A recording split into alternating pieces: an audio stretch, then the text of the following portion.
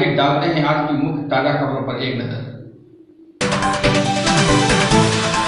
कानून बना मिट्टी का गड्ढा जिसे एक नेता ताकत से तोड़ दिया। जहां एक तरफ सूबे की सरकार दबंगों पर रोक की बात कर रही है, वहीं पर कुछ नेता अपनी हनक से कानून को मिट्टी का पुतला समझ अपनी मनमानी से तोड़ रहे हैं। घटना के मुताबिक एटा के एमएलसी व विधान परिषद के सभापति रमेश यादव के भतीजे मोहित यादव ने एटा कोतवाली के इंस्पेक्टर प्रभारी जितेंद्र को थप्पड़ मार दिया, जिससे कानून और सूबे सरकार सिर्फ मूकदर्शक बनी रही। अब देखना यह है कि सूबे सरकार इस पर क्या कार्रवाई करती है। अब तक टीवी के लिए कानपुर से बीके शर्मा।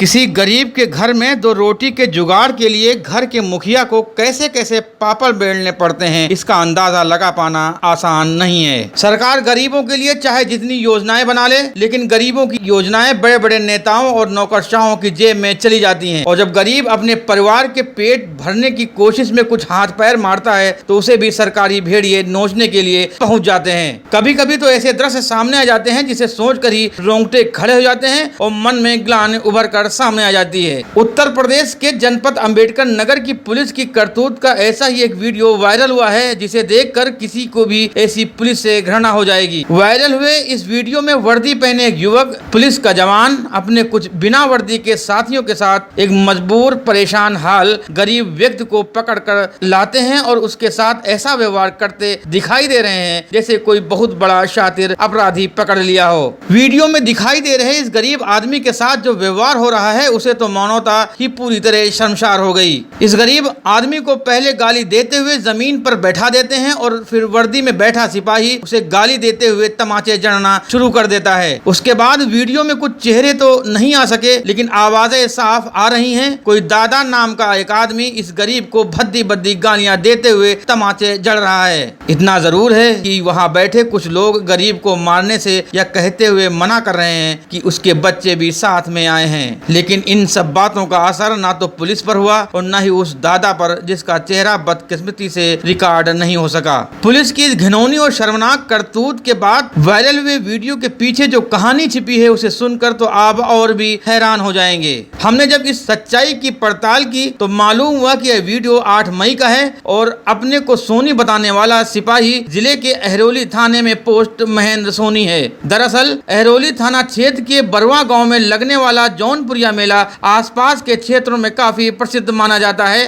अंबेडकर नगर फैजाबाद रोड पर एक मेले में हजारों की संख्या में लोग पहुंचते हैं। इसी मेले में तमाम गरीब अपनी रोजी रोटी के जुगाड़ में कुछ खाने पीने के सामानों की दुकानें भी लगाते हैं। वायरल वीडियो में जिस गरीब आदमी को बेइज्जत किया जा रहा है, दरअसल उसने भी अपनी एक दुकान लगाई थी। मेले क्षेत्र में सड़क के किनारे बांस गाड़ कर ऊपर से पन्नी लगाकर यह गरीब आदमी रोजी रोटी के जुगाड़ के लिए कुछ खाने पीने का सामान बेच रहा था। लेकिन पुलिस के कुछ भूखे भेड़ियों ने यह देखा नहीं गया और पहुंच गए उसे नोचने के लिए। महेंद्र सोनी नाम का यह सिपाही मेले में लगी सभी दुकानों को चलाने के नाम पर 500-500 रुपए वसूल करता था। इस गरीब ने भी 500 रुपए देने का वादा किया था, लेकिन जब दोबारा उसे पैसा मांगने पुलिस वाले पहुंचे तो उसने बताया कि पहले ही कोई दरोगा आकर 200 रुपए ले जा चुके हैं। इसी बात से नाराज होकर पुलिस का यह सूरमा महेंद्र सोनी और उसके गुर्गों ने उसे बेइज्जत करते हुए अपने साथ ले आए। साथ में वीडियो में दिखाई पड़ रही उसकी लगभग 8 साल की बच्ची भी दिखाई दे रही है। शायद और भी